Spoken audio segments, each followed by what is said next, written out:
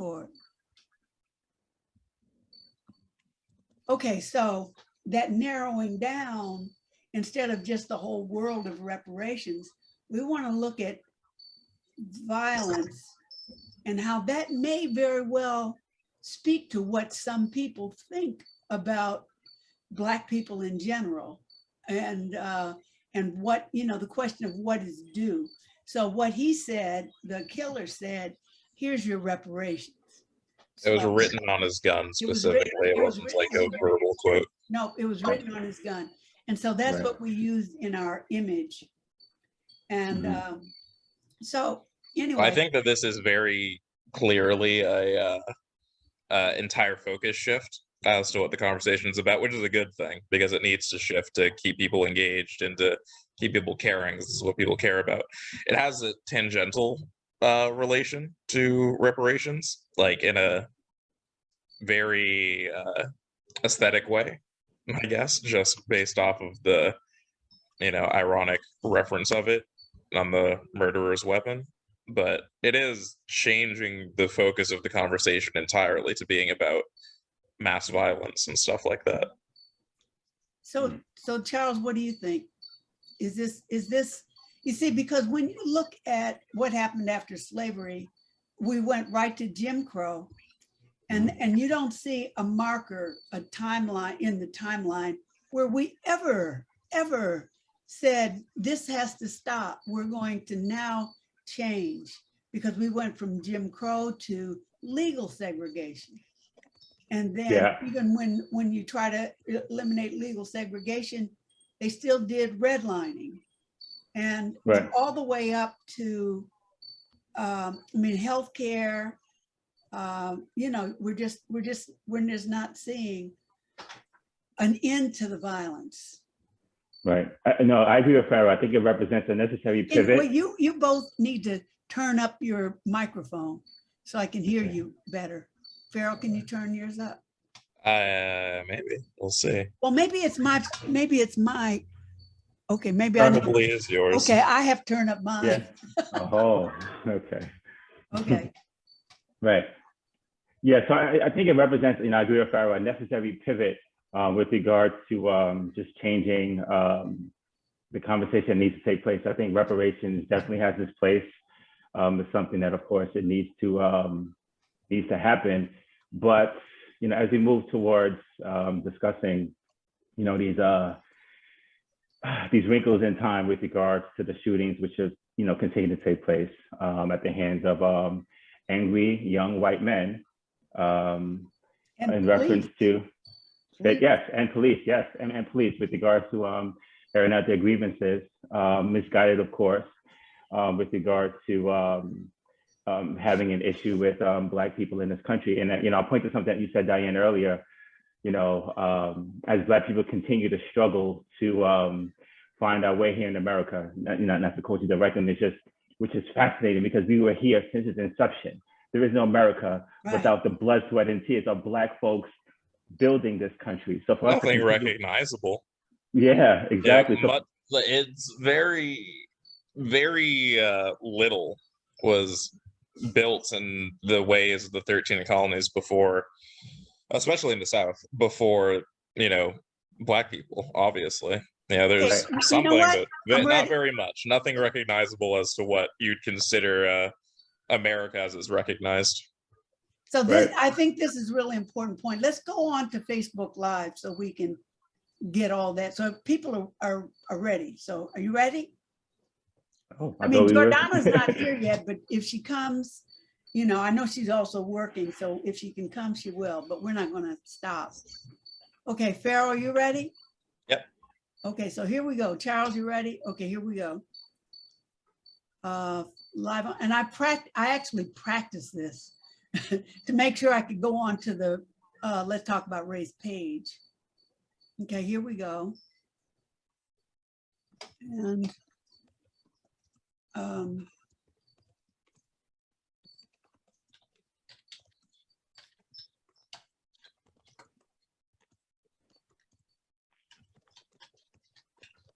I'm writing in.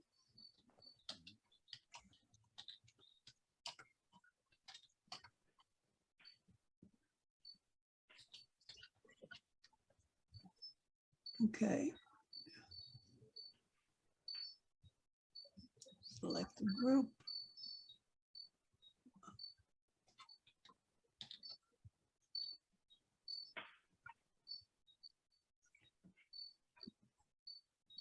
Okay, here we go.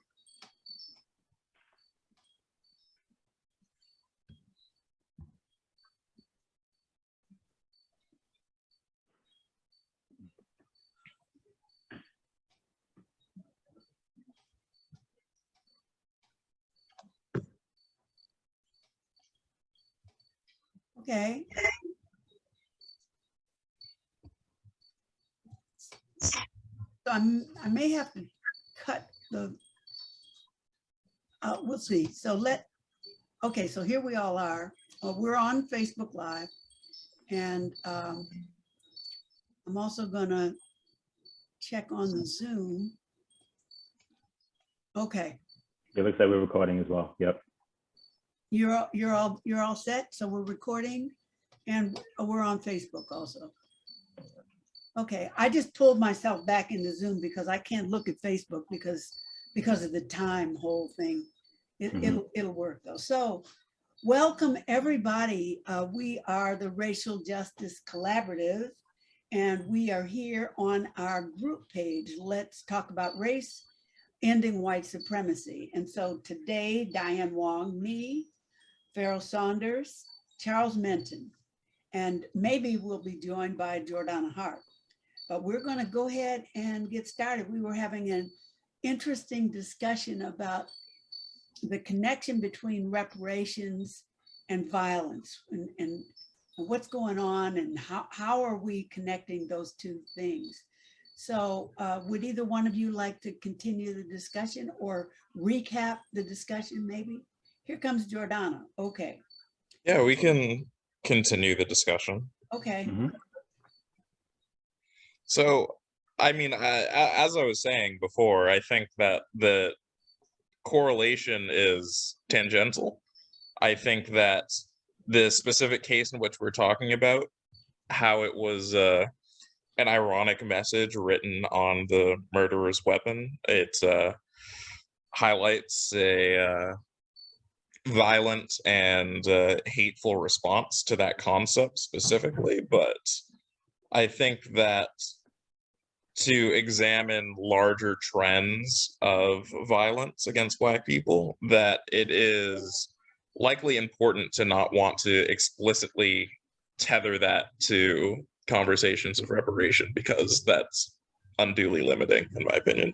But in this particular case, you can see, and it is relevant in this circumstance, that it's clearly a murderously violent and clearly hateful reaction to not necessarily that concept, but that concept is the specific quote that it is referenced in the weapon. So why do you think, so anybody could answer this. Hi, Jordana, welcome. Hi. Hey, Jordana. Good to Hey, see you. Charles. Hi, Farrell. Hey. Hi, everybody. We just got started, so, but we are live on Facebook. So what do you think? So Farrell thinks it's tangentially related to reparations, violence. And what do the rest of you think? Are you asking, just because I just joined, are you asking about the link between this idea of reparations to the descendants of enslaved people to the current violence? Yes. Yeah, Okay. and specifically, I think Farrell was talking about because it was referenced on the gun. Yeah. Right. Here's your reparations. So, but do you see what do you see about the whole history of the reparations and the effort of Black people to become fully part of this country? What do you see about violence in that? Violence, based on my Yes. review of history, is a through line from the beginning to right now. Violence is not just the gun, it's the way children are treated in school, the way families are treated in looking for homes, the way they're treated in banks, trying to get mortgages. All of that is violence to me. And I link everything to reparations and the need for reparations. And the fact that that guy had it written on his gun tells you that he was aware, I think, of the reparations movement, and probably apart from many other insane things. I won't say insane, he's a white guy, so it's not a mental health issue. That he was aware of reparations, and it infuriated him. And I think it infuriates a lot of, if I'll speak about white people, it infuriates a lot of white people, even the silent majority. If you look at comments, and you've all seen these, are like, I didn't own slaves, and I had to work for what I have, all those comments that completely miss the point of the need for reparations. So I think that these are definitely all interesting points, and I would be inclined to agree that they are the wider scope of what could be considered violence, and all of those historical trends from, obviously the foundations of this country and well before that, would be good reason for why the greater conversation about reparations might be or have merit, is what I'm trying to say. But I think that if this was an attack in response to some sort of progress in the greater political activities towards trying to achieve reparations, then I think that that would be a more direct through line, because it's not like now more than, I don't know, 10 years ago, we're significantly closer to achieving government mandated reparations to African Americans. We're not. We're not, but what we are, when you hear about all this replacement theory and all of this stuff, these guys, these people and white supremacists are merging all of this together, in my view. And so I don't think we can parse out reparations from so-called replacement theory. The fact that the majority of, I forgot which year, the majority of babies born were babies of color. I'm not necessarily saying African American, but babies who are not considered white. Mm-hmm. And so all of this is on the radar of that guy, and lots of people. I mean, there's different levels of white anxiety going on, some of it murderous and some of it just, very well, it's white rage. It's what Dr. Carol Anderson calls white rage. It's a white reaction in very different kinds of reactions to what's actual or perceived so-called advancement. I say so-called because I hate this idea that somehow, there's even a reaction to Black people doing well or doing better, but that is what it is, in my view. It's funny, Diane, I'm still stuck on what you just mentioned a few minutes ago. You just said it just in jest, in terms of like Black folks continuing to find our place here in this country. I need Black folks to really take awareness of the fact that this is our country. That white killer who acted out of rage felt empowered because he understood that this is my country, and I'm quote unquote fighting for my rights in this country. And I think Black folks in particular, I think we need to move out of this victimhood mentality in terms of just being so reactive to things and only acting when things happen to us. So when things are taken away, then we act. Going a few years ago when Trump was saying certain things, all right, we protested and we reacted. When George Floyd and all these things sort of happened, then we react, as opposed to what I think we need to start doing, being more proactive with regards to understanding, yes, this is our country, and then moving forward in terms of acting more powerful, feeling more self-empowered with regards to making moves in this country to really stake our claim with regards to the things that we need done in this country. To me, it's not a matter of just asking for reparations. You can't ask for something that belongs to us. It belongs to us. So why are we always in a place for asking for something that's ours? It belongs to us. It's our birthright.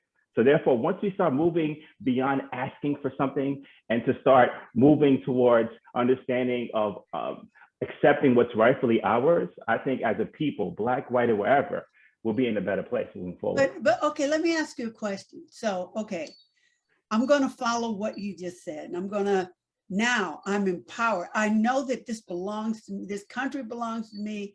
that there's a debt that my ancestors paid, the debt hasn't been paid yet. And so I demand that. But what exactly is my demand? The issue that I have is that it's a power dynamic, and it's who, if we're talking about money, who has control of the money? Who has control of the resources? And this country can belong to us, but we don't own any of it. We don't have the resources, so we can demand, but what is that going to get us? And what kind of demand can we make that makes a difference? Well, I think, you know, we sort of had this conversation, I think last week or maybe a week and a half ago, you know, refer back to the book Power versus Force. And I think a lot of our movements, particularly Black folks and of course folks who are part of the struggle, quote unquote, has been really forceful in terms of, you know, we've had protests and you know, we've tried to elicit certain things, and we have HR 40 and all these different things, you know, with regards to trying to, you know, make amends and, you know, quote unquote, do the right thing. But it has been really powerful, to your point, Diane, because we don't have the resources, we don't have the currency, we don't have in totality the ownership needed to really move powerful with regards to making these demands. So I think at the heart of it, it starts with gaining more ownership of things and really making a move towards understanding the power of the dollar and understanding that, you know, we have to begin to own certain things and move beyond asking for folks and looking for a white savior, looking for saviors outside of ourselves to do the work for us, and looking inward and growing as a group towards making things happen separately from asking other folks to do it for us. I think that's at the heart of it. Well, Charles, that is a concept, but now let's break that down. Be specific. Because I look and I say, okay, we have the right and we can demand, but I think what puts people off is that they don't see a way. There's no path. I can demand, I can get 10 other people behind me and we can all demand. And we don't believe, or we don't see how that demand is going to turn into cash in hand. So without cash in hand, without the ability to, I can't say, okay, I think we should have reparations. So I'm going to now let's have reparations, and we're going to send reparations out to the descendants of American slavery. And I can just say that, but it doesn't send out a dime. Yeah, but what I understand Charles to say is the start, and you go back to the 50s and the days of segregation, which oddly enough created a lot of businesses and kept money in Black communities. And my understanding of what Charles is saying is that's from the groundswell of that. You look at, you know, Black Wall Street. Right. If people start, like Charles said, keeping money in the community, not only do you own businesses, but other people, Black people and other people, even white people, focus on spending money in those businesses and growing them. That's already something. It's not reparations, but it's a growth of power. The States is all about money, capitalism. It's the you know, the most brutal capitalistic society on earth, in my view. But if that's where you guys live and that's what's happening, then you got to join that and do it in the most ethical way you can. But that keeps money in the community. Yes. And Charles, correct me if I'm wrong, but that's how I understood it. What you absolutely, said. Absolutely. I know, Farrah, you're going to say something again. I completely agree. Okay, so now what I hear is that we're saying the idea of reparations is that the United States government owes, and we're placing a demand. But you're not saying that, Charles. I don't think you're saying we take away the demand. We keep that out there. But at the same time, now you're shifting to say, let's look at our own, where do we have power? And the power that we have is we have individual power. We need to have collective power, but we also have to see the power of what we have and start. So that's now putting the responsibility on Black people to take care of ourselves. Yes, but it also, the empowerment that I'm talking about is everyone feeling empowered in terms of not so much being in a position of just asking for something, but having the means to sort of create amongst ourselves, Black and white together. And I think the powers that be, I don't know if we're going to, delve into that, but it's big business keeping folks separate. It's big business keeping the polarities going, Black versus white, rich versus poor. It's good for business. The slavery thing, I think it goes beyond sort of a Black thing. Of course, that's a component of it, but I think ultimately it comes down to money. Follow the money, baby. That's what it's all about. That's what it's always been about. And with regards to right. Right. So I think what we're seeing is, the chickens coming home to roost, as Malcolm X said, pretty much with regards to this is capitalism run amok. In terms of, yes, it is about money, but I think ultimately we're losing our soul as for the chase of money. And I think because we've lost our soul, we sort of, the empowerment aspect, and I know it's a matter of saying it, but I think saying it and also putting in the avenues and putting in the sort of the structural guidelines to really begin to feel empowered and do empowering things, I think it's two totally different things. I think saying it is one aspect, but I think the belief comes from actually putting things to action, really putting truth to power with regards to making things work. And that hasn't been up until this point. Yep. And I don't think it's either or. I think what Charles is saying is one thing to amass power in the American version of power, and also, but also keeping government and large corporations that benefited from the slave trade and after. And we've looked at specific entities. We've used the names of multinationals in the US that have a direct link to the Atlantic slave trade and through insurance, banking, shipping, et cetera. And those companies have to have their feet to the fire, which in some cases they have, and the government has to be involved in that. But so I think it's all of it happening together, but shoring up capitalistic power in the hands of Black people and Black communities and Black business. Well, I think Charles is saying broader than that. He is talking about shoring up capitalistic power, but one of the interesting things that you said, Charles, and what I agree with, that has a likelihood of potentially working, and because you said not just Black people, but right. people who want to become that want to become powerful and able to what? Well, what do you see? To really, propel this life, liberty, pursuit of happiness motto that was sort of the creed in terms of why this country was created. But of course, we know this country was not created for Black folks. It was unfortunately, we were used as pawns with regard to the creation of this country. 3/5 of a person, we all know that, we all know the rhetoric. But I do think, to your point, Black folks can't make this move separate from white folks because Black folks didn't create this country separate from white folks, and vice versa. I think true change has to occur with all parties involved, and I think once we move beyond, Blacks, thinking that this movement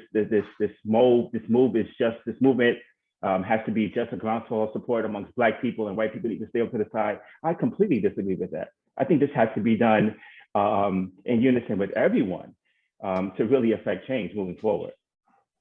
Yeah, I think the economic process that you described is the most important thing, and that can't be undersold, how important it is to be able to have the infrastructure in place to have products be bought from Black people by Black people, because that is how, I mean, I'm not an economist, obviously, that's outside of my field, but I can understand that is just how it works. If you just give Black people a lump sum of money, here are your reparations, have a good time. Obviously, people spend that however they will, and a lot of it could be spent towards, individual investment towards those individual people's futures. But if you spend your money that is yours, is given to you, or your money because you work for it, whatever it is, however you end up with money, if you spend it on European brands or white owned brands in the United States or American brands, whatever, anything like that, you spend it on Asian brands and on this, that is where the money goes. That's their money now. That's just what money is. It was your paper, now it's theirs.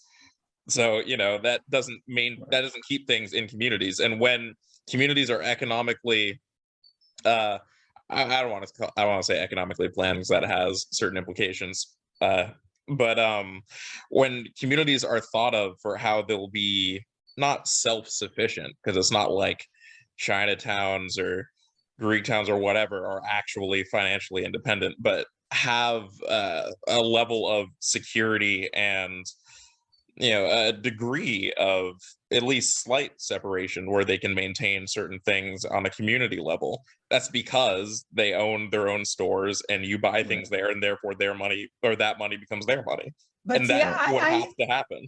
I hear a difference still, and so I want to illuminate that difference and see and look at that, because what Jordana said and what Farrell said has to do with Black communities building own resources and then having these piles of money or keeping it within the community.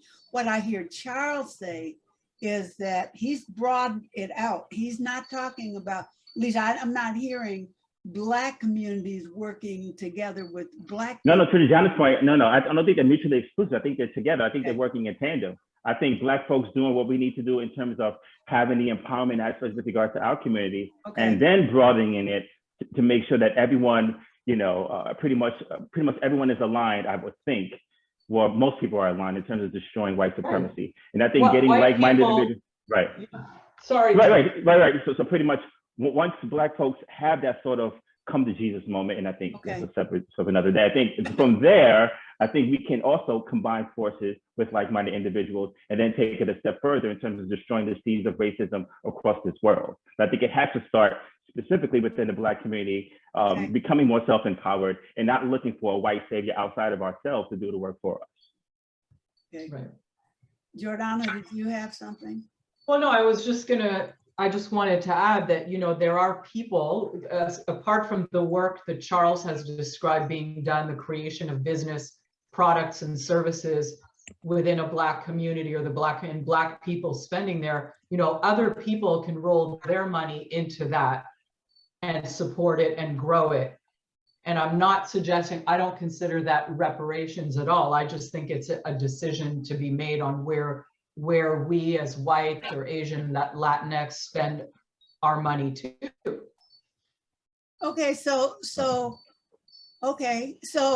what you're all saying is that, and that's where Charles talks about power as opposed to the force of marching or the force of demanding, the power of feeling, because it's acknowledging kind of a mental thing, but it's also getting a feeling that we have power, and then through that start to collaborate and build up, come up with plans. But he's also saying that at the same time, that was for the Black community, but also at the same time, other communities who want to participate in the whatever it is that we're coming up with can also start to develop around those ideas.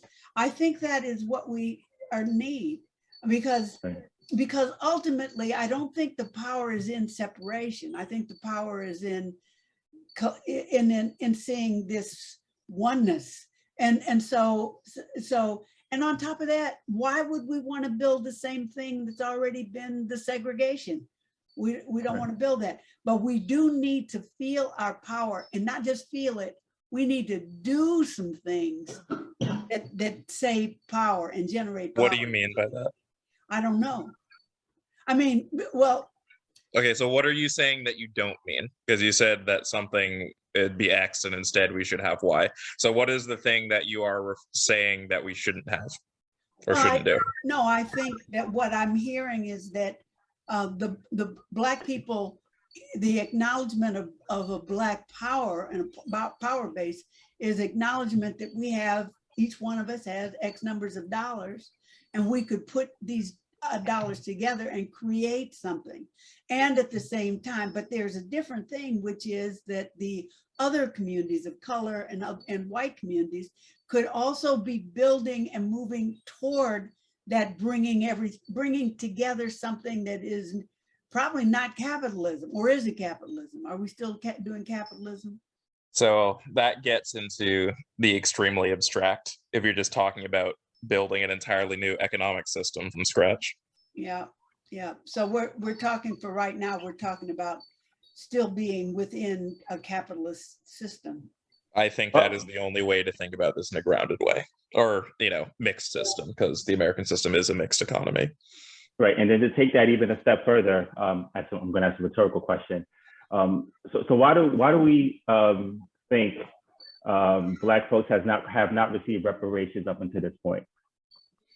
I think that the reasons include the high population of Black people, which is to say, or even if we're just saying, okay, so I think it has to do with the level of responsibility that the United States feels it has to its Black population, because even if you were to take it as at face value that people just agree that African Americans should be given something, which many don't, but even if you were just to assume that that is, African Americans aren't the only portion that makes up the Black population of the United States. So I would argue that the United States government would say that it has no responsibility to pay reparations to Jamaicans or Nigerians or anything like that, and that they should talk to the UK or France or whatever to figure that stuff out.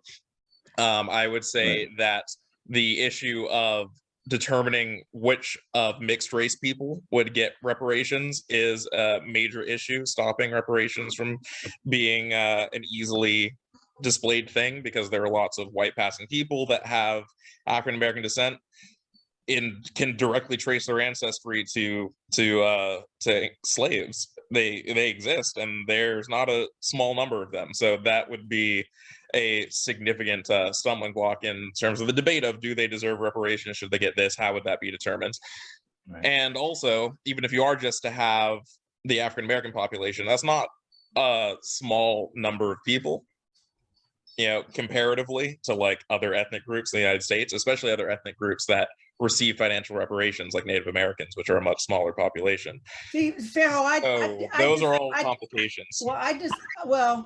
I think there's something else. I don't think that any of those are the excuses, but I don't think those are the reasons. No, those are all reasons too. I think that the other reason that you're implying but not saying is they don't want to do it. And that's why I said at the beginning, just to take it at face value that they want to give African Americans anything, because they don't, and that's what I said at the beginning. But you know, assuming that was the case, those would be the logical reasons as to why they don't. But the other reason, in addition to that, is they don't want to give African Americans stuff. So why? So Jordana, let me pull you in. Why do you think? Why do you think there has never been any real reparation, even discussion, unlike in other Native Americans? One might say, you know, got certain things. The Japanese, I mean, I don't think there's a reluctance to give people something that we think is owed. But why is there this, not just reluctance, a refusal to even talk directly about reparations in the United States? Because with with all the reading I've done and the talking to people and listening, I mean, I think it's really a DNA level anti-Blackness, number one, whether people want to, that's what I really think it is, because ultimately, and Farah, I hear all the things you brought up, but when you read like the roadmap of Dr. William Darity, for example, and how he talks about, you know, he answers every one of those questions. You know, he agrees, you know, Haitians, Haitian Americans, Nigerian Americans, et cetera, other people of African descent. He's like, no, they're not in play. They need to go to the UK, which by the way, they're doing, as we know, they're suing the UK government, the French, the Dutch. I mean, there's a whole movement going on with the Europeans. So yeah, they're not in the picture. I mean, there's an answer to every one of those issues. And if the US wanted to do it, they could. I mean, and you look at like Canada and other places, you know, Canada's dealing with a huge reparations to the children who attended residential schools. They're giving back millions of acres of land, which they should, giving back the land they took, unceded territory. I mean, if a nation wants to do something, it is going to do it. And I firmly believe that, and the US doesn't want to. And I believe, well, two things, anti-Blackness, but when you look at the scale of the figures and you ratchet up the cost and the different calculations of the labor stolen, even later after that, all the millions and millions of acres of Black-owned agricultural land taken away through fraud, through the, you know, by the US government, basically. There's dealing with that type of lawsuit right now and reparations on that. I mean, when you look at the extent of it, it's so massive that I think they don't even want to face how massive it is. So the anti-Blackness and the scale of what is, it can't ever, yeah, and it can't ever, in fact, you can't even really come up with a number, because the number is what was the cost of the labor, but then look at what happened after and the repercussions intergenerationally through to the present. Yeah, It's like, it's bingo. It has no, you can't even put a figure on it. And unquantifiable. It's unquantifiable. There's no way. That's the word. Thank you, Charles. It's unquantifiable. And it's unprecedented. Well, yes, it's not something that can be compared to the other examples that it can't be compared that to were brought up. It can't be compared also to reparations made for the victims of the Nazi Holocaust. I mean, all of those. I mean, that was a huge. No, that was a huge 11 million people, 6 million or so of them Jews. But you were able to. They were able to wrap their arms around, and they chose to wrap their arms around it.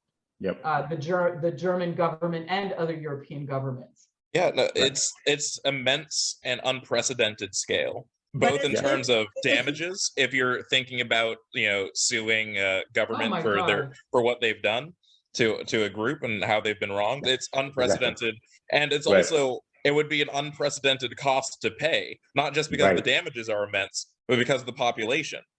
You know, because I don't think that can be ignored as just a logistical concern of why the U.S. government would just sort of want to not care about this issue or say that it's an impossible issue to solve, because these are the two always brought up, and they're mathematically not comparable, in my opinion, which are Native Americans and the Japanese after World War II.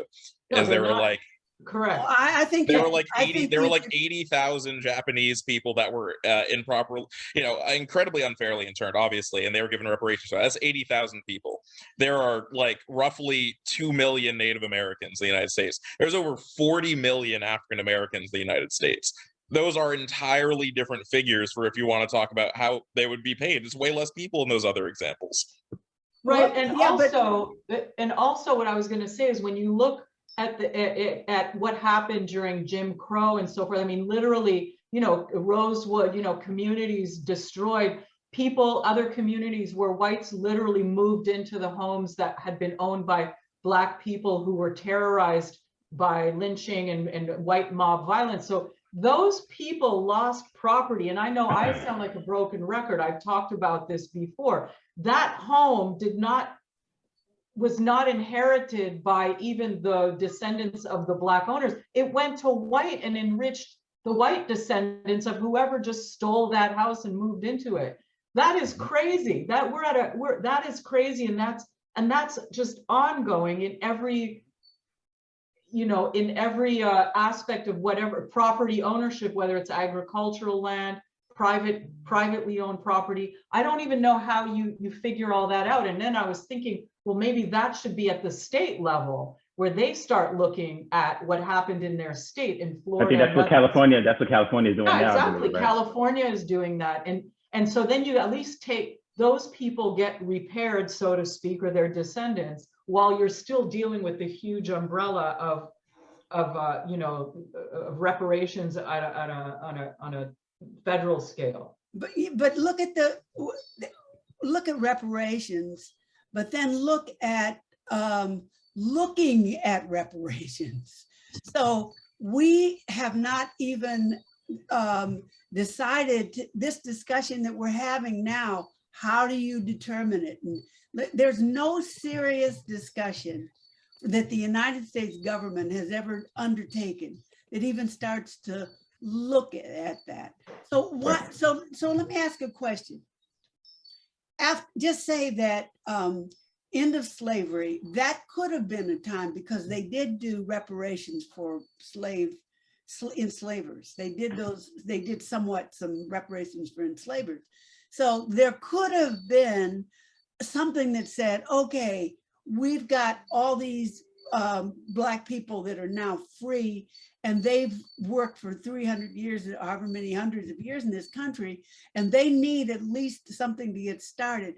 There was never a decision of that. And the first decision that comes along is Jim Crow. We're going to villainize, we're going to mock, we're going to degrade, we're going to make them unhuman, less human. And so then after that, we'll do it legally. It's going to go to the Supreme Court. We're going to say, you know, Plessy versus Ferguson, we're going to be segregated. So what I'm saying is that it's not just that we haven't done it, it's that everything that has happened has been violent. And again, counter to reparations. Counter, and 40 acres and a mule also didn't happen. So nothing happened except for more violence, one system of violence after another, after another, after another. So to me, it's not just that because the United States decided they couldn't pay for it. There's this anti-Blackness that we can't let that go. I think that post the Civil War, like immediately after the Civil War, it was 100% feasible financially for reparations to be given to slaves. Yeah. Right. So I think that because we're over a century after that, there's lots of logistical issues that make it difficult to do now. But back then it was 100% possible and completely within the financial capability to do. But so, okay, so let's decide that. It was feasible to come up and say, this should be done. They did not decide that. Instead, they decided violence, Jim Crow, do everything, segregation, separate but equal, take away, greed, kill and destroy it. And so why is that?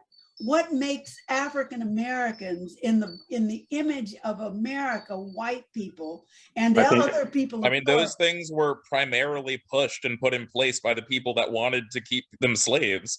So that shouldn't be any surprise. No, all of but those things were put in place by Southern white lawmakers. Well, but Farrell, there's always other people beside. There were plenty of people all over the rest of this country. Nobody came. That doesn't mean anything for Jim Crow laws. Jim Crow laws were local state laws that were ubiquitous throughout the South.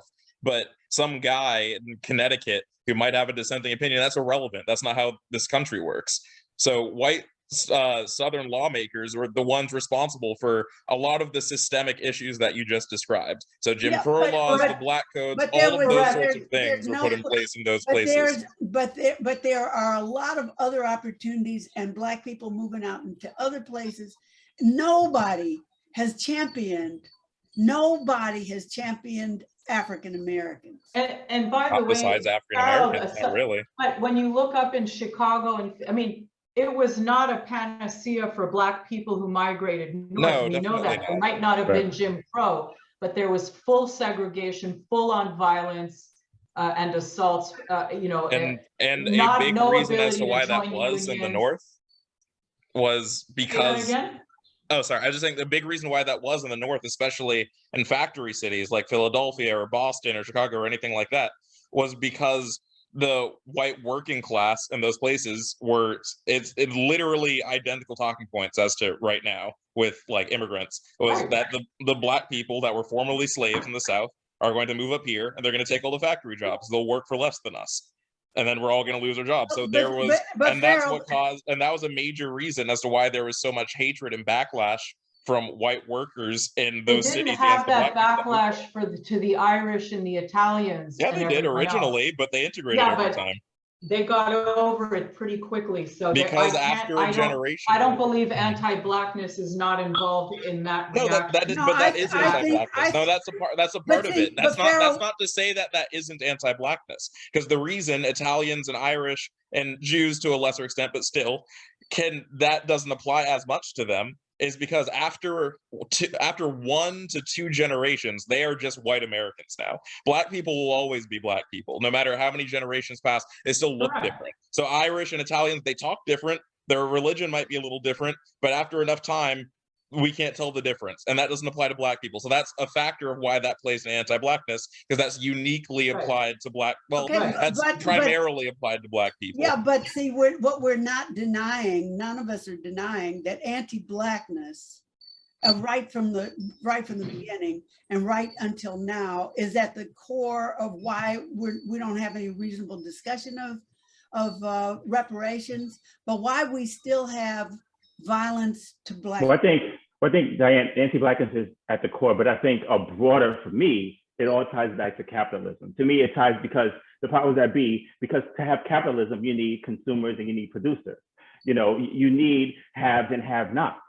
So the essence of why I pose the question is because it's not in the interest of America to ever give, particularly, you know, folks in this country who represent the biggest, you know, broadest, you know, consumers in this country, any sort of means of stepping beyond the struggle, stepping beyond this paradigm. That wouldn't be in their best interest to ever do that.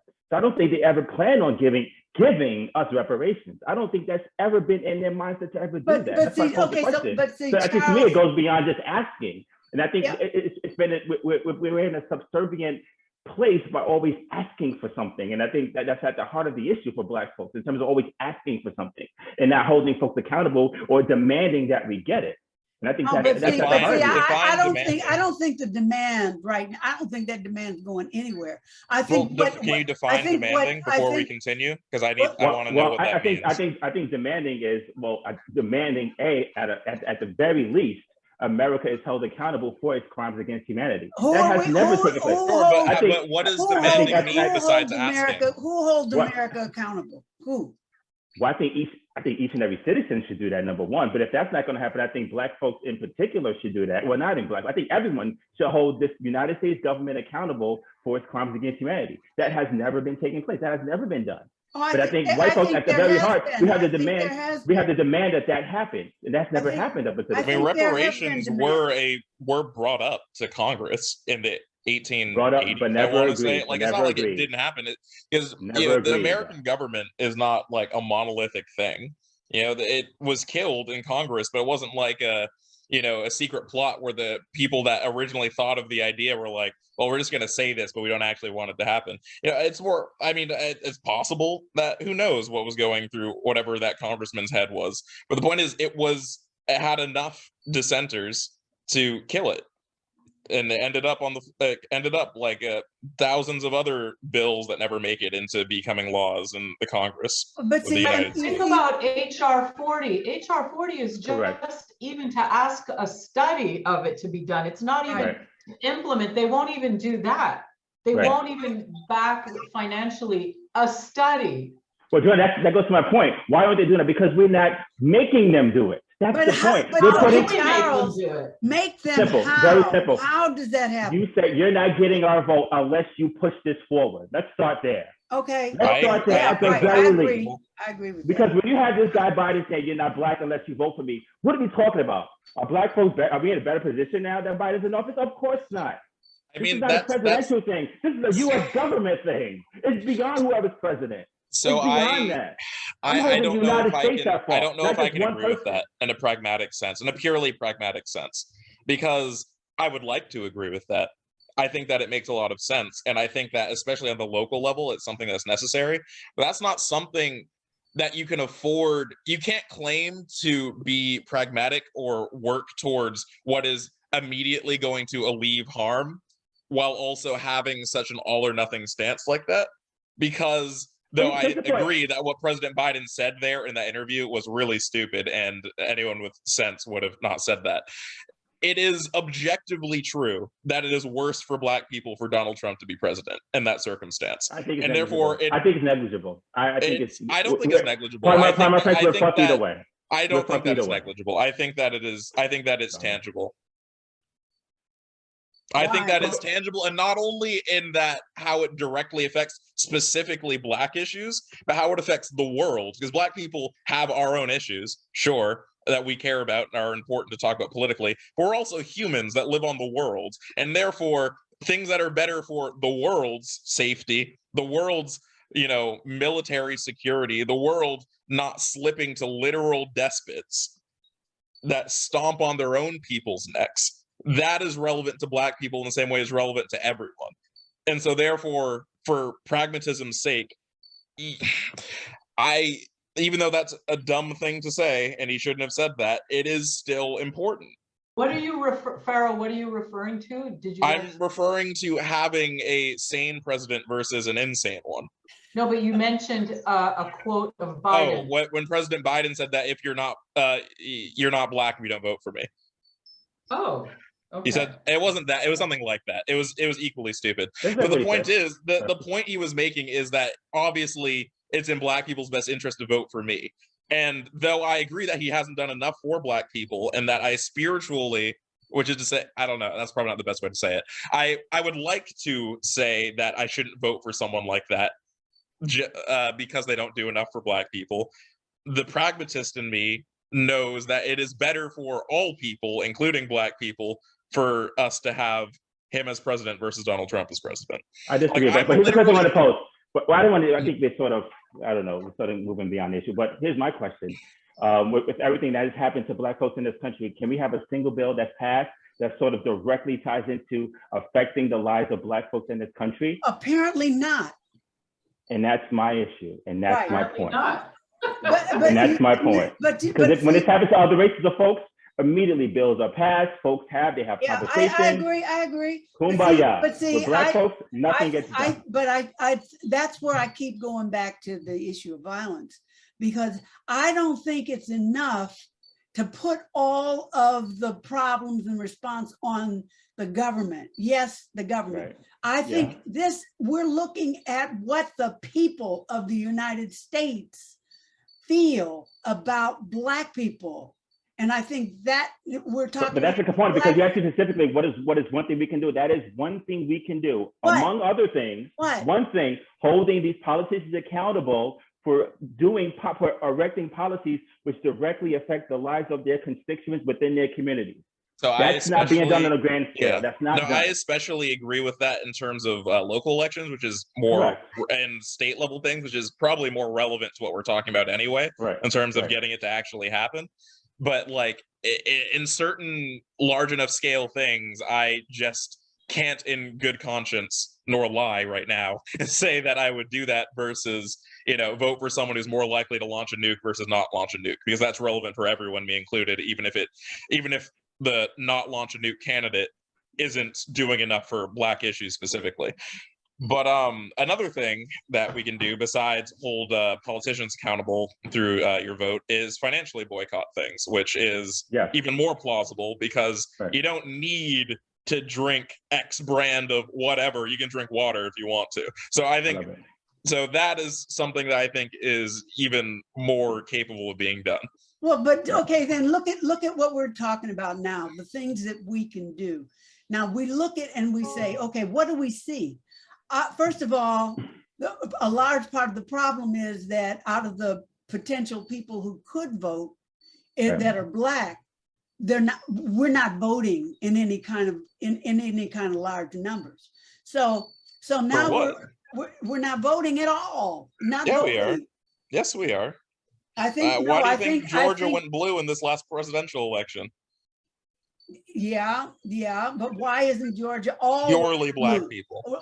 Georgia probably and Black women especially. Georgia, even more specifically. Just look at the numbers of look in South Carolina, look in Georgia, 50% or more of the population, and can't get But That's a because they small percentage- actively make it more difficult to vote. I don't want to purely put that on No, the it's the gotta be. sloth of Black people. It's a specific, concentrated legal effort to make it difficult for people to Yeah, vote but see, in those states. difficult is not impossible. And Sure, so, and people so, bust in from incredibly long distances to get to inconvenient places to but, cast their but, votes. but Farrell, there are also large numbers of Black people who do not vote. Too many. I think one is too many, but yes, too many people don't vote. So now now we're back at what Charles wants to look at power. Well, then we have to look at Black people, how we spend our money, if we vote, how we vote. And I think, there's a lot of responsibility in the condition that whatever that condition is on Black people. Not just, there is the government's one thing, the white racist society that we're in, the white supremacy, we're swimming in a sea of white supremacy. So you're saying that more of it should be on Black people? Oh, I think absolutely that I think that if we're going to do what Charles is talking about, move away from asking and looking at our own power, that comes with it. What are we not doing that we could do that wouldn't be hard?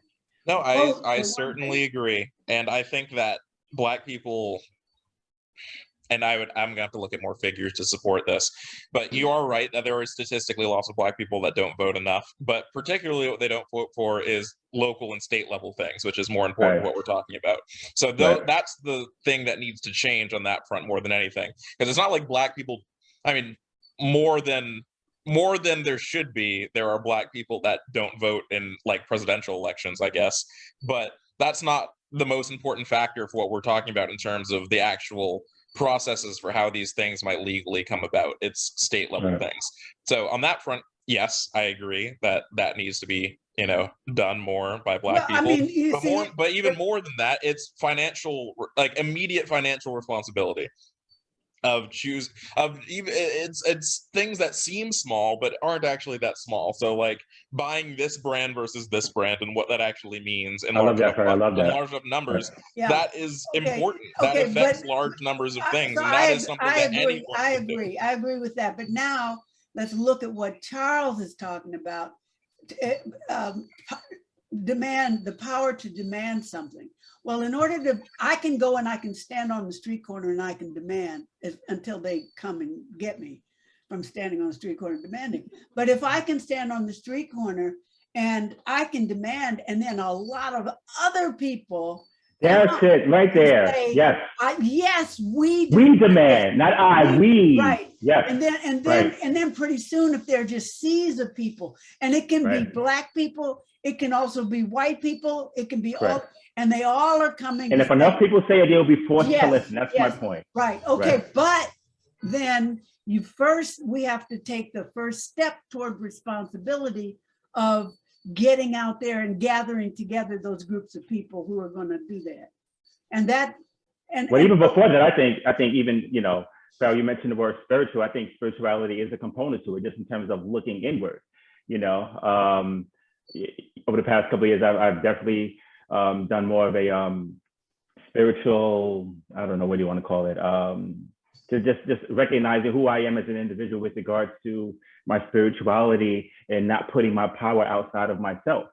And I think once Black folks, we look beyond, the caricatures and the images which have been placed before us in terms of, well, give your power to this person and this person and that person, all those people happen to be white, that's, neither here nor there. But once we stop doing that and look inward. Just being a Black person that you give your power to, it's like being a Black police officer. Not Jesus, not the president, not all these external forces, right. Looking inward. And I think once you begin looking inward, by sheer force, you sort of attract like-minded individuals. And then from there, the force will move towards power. But because one person saying, as opposed to most people saying it, I think it'll be much more powerful. Obviously, the more people are saying the same thing. But now, Charles, you just added another dimension, which is recognizing that we have power, more than the power that we know about.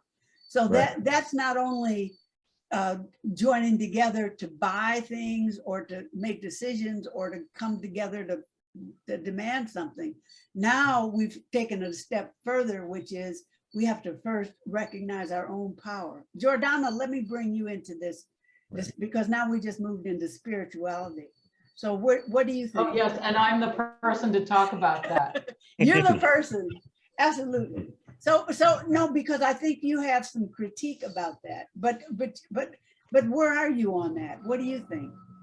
I have critique about that only in the sense that people, all kinds of people are so inundated with the daily drudgery of living and dealing with their children, and buying food and medicine, and just dealing with all the forces outside, that this idea of, you know, looking inward, and if that involves like meditation or whatever it is, I whatever just that don't means to you. see- Yeah. Huh? Whatever that means to you. Right, whatever it means. I don't know how much power, or how much one would have to really encourage people to do that and make them believe that that's going to make a change. And especially people who are feel severely disempowered, plus coupled with all those other issues, I'm not sure. I tend to agree with it in theory that it's probably a good thing, but. Well, see, I agree with it. And but Charles obviously thinks it's a good thing because he has done it. And I know you have too, Diane. I don't know about Pharaoh. yeah, but this, That was doing it but this indirectly. is why what we're talking I about mean, now do you is mean why like on it's the why it's importance so of complicated. spirituality? No, it's just why it's so complicated, because what Jordana just said, I mean, people are trying to like make ends meet, put a roof over the head, put food in the mouths. And so when you start talking about recognizing your own power, they are going to think they don't have time for that. Well, I think at the heart of it. What about church? What about church? And people go to church. Is that, I mean, what does church do? Does it keep everyone in line with the white supremacist system? Is that what church is doing? I mean, in some ways it could, but I think that's I don't think that that's inherent. I think that people will always prioritize certain needs over others because that's just part of being a human being. But people have toiled and struggled throughout the history of humanity for much longer than right now. This is the most luxurious humans have ever lived in the entire history of our species. And throughout most of it, we still had time for spirituality. So I think that the holistic, idealized, and not even just idealized, literally ideal, form of spirituality that we might be referring to here might be difficult to achieve should you be struggling on a physical, immediate needs level. But there's always time for something like that, because since the pyramids were being built, there's always been time for that, and life has been hard for a long time. Well, I think also all of our beliefs are Eurocentric, right? The praying of Hawaii, the majority of them, unfortunately. And I think spirituality for me is, it could be anyone in particular, but particularly Black folks having a realization that there is something that exists bigger than you, right? There was a reality that existed prior to you. There were individuals who lived on this earth prior to you. Those individuals, perhaps you can call them ancestors or whatever. So it's my personal belief that we are guided by our ancestors. So as Black folks just begin to just look inward, for me, that is an awareness that there is something greater than me. And they are guiding me in the right direction in terms of doing what's best for me and what's best for my people. But that's what Jordana. But again, ultimately, it comes down to that's what church is. That's what. But even if you want to make the claim that church doesn't do it enough. But here's the bigger thing. No one is going to save you. That's ultimately what I want Black folks to realize. I think that totally counter to what Jordana. The church is not saying that. The church is saying Jesus. is going to save you. That's my point. That's my point. So again, everything is external. So what I need Black folks to begin to realize specifically, there is nothing external that's going to save you from putting food on the table. There's no amount of blame. There's no sort of circumstance you could, point to outside of yourself and what you can do to help your situation. So once you are cognizant and aware of that the power is within and sort of affect the lives of your family and who you are, then you can, begin to branch outward. But if you're not looking inward, affecting what you can do within your circle of influence, it doesn't matter what you look outside of yourself in terms of helping the world. If you can't help yourself first. So I agree with that. I agree with that. I don't think that we were talking about churches, so I'll use that for an example. I don't think that that's mutually exclusive with Christianity. I used this example last time we had this discussion, though Jordana wasn't here. So, I can't remember the name of the show, but it was a show, and there were two priests talking to each other. And one was talking about the importance of submitting and allowing Christ to save you in all ends and endeavors. And the other priest was talking about how his belief was that God gave people the will and the ideas to do great things, such as the knowledge and the wisdom to create vaccines or space travel were the specific examples that he used. And they're both priests, obviously they're both Christian, but there's just different ways of viewing theology, viewing it actively versus submissively. And I think that it is always ideal to have an active mindset in all forms of life, including spirituality and theology. See, I think Charles is saying something different, because those are still, well, no. So we've got. I don't think they are different. That's my point. Okay, so Charles, what do you think? No, I agree with her. I don't think they're mutually exclusive, but going back to our original, point of like self-empowerment, I think that's at the heart of moving forward within the racial justice collaborative as individuals within the diaspora in general, folks gaining a semblance of self-empowerment, feeling empowered, because unfortunately, the evil people will feel empowered to do the wrong thing. So we need something to combat that evil. And I think that starts internally with representing, this is your country. You were here since its inception. Take ownership of it, and to affect the lives of individually who you are and, within your purview, whatever you could do within, whatever you can see with your 2 eyes. And then from there, you can look towards helping the world. But first, that starts from within. Charles, I think what I think is needed there are real specifics, because I can feel really empowered and I can know that I have the power inside of myself, but that hasn't changed. There's no money in anybody's reparations, not going to happen, because I say I've been here since the beginning and my people have been here and we need it. So there's some, or nothing to do with need. I just think that it's got to be. Well, again, it's not going to happen overnight, but I think just the aspect of knowledge, knowledge is power. I think it sounds, whatever, kind of cliche, but I think true knowledge of who you are, I think helps. And begin to feed them in terms of, critical, race theory, whatever you want to call it, just understanding that, the curriculum or the things that we've been taught, for the most part have been incorrect. So I think that there are tangible things that we can start doing as people to sort of circumvent and sort of move beyond this ideal of white supremacy, but at the heart of it is knowledge and understanding. Yeah, I think that's, I think something else is going to have to happen. Because I don't think there are any of us that are, there's a big step, even the step in getting people, like Jordana was talking about earlier, if you're worried about your rent and your food and all those things, then to tell people, okay, instead of thinking about those things, try to clear your mind and meditate. Well, who said that? I don't think anybody said that. How are you going to get, what kind of power are you going to get that doesn't require you to feel into yourself and receive that?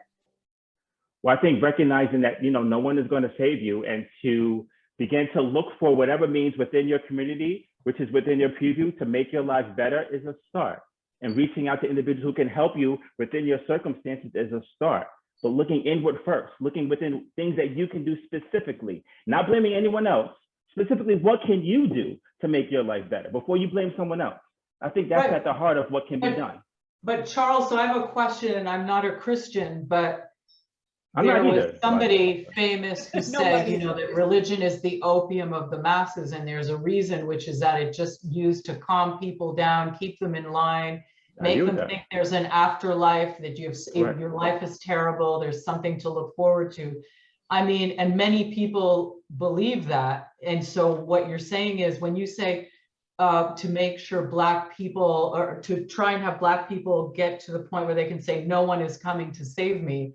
I mean, Right. that's a huge leap, not only for Black people, but for lots of Right. people who are religious and see religion in that specific way. It's, Well, I think at the heart of that, yeah, go ahead. No, I'm saying I was I gonna say at the totally heart. see what you're saying, but wow, I think that's a big I ask. think folks pretty much. Well, I'm not going to really, I don't have to worry about my life because the afterlife is going to be better.